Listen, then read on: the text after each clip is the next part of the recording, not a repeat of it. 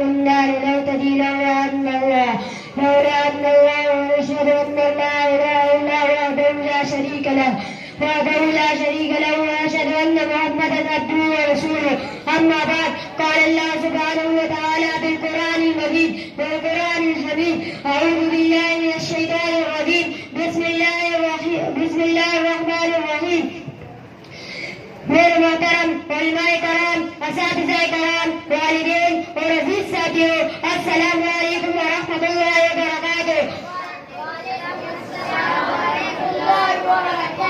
آج میری اس تقریر کا موضوع ہے مسلمانوں کی دینی تعلیم کی فکر، دین اسلام، دینی فطرت اور اس کا عمل کرنا اور اس کے مطابق زندگی گزارنا اور اس کے لیے جینا اور مرنا سب سے پہلی ضرورت ہے. چنانچہ حضرت ابراہیم علیہ السلام اور حضرت یعقوب علیہ السلام اپنے اولاد کو وصیت فرما رہے تھے: یا بنی ان اللہ اصطفی لکم الدین فلا تموتن الا وانتم مسلمون. اے میرے بیٹو، اللہ نے یہ دین تمہارے لیے منتخب فرما لیا ہے، لہذا کہ تمہیں موت بھی ہے تو ایسا حالت نہ ہے کہ تم مسلم ہو. مسلمان بن کر زندگی گزارنے کے لیے ضروری ہے کہ قرآن کریم سیکھے. نہیں ہو جائے کہ ہر مسلمان کو قرآن کریم سکھائے.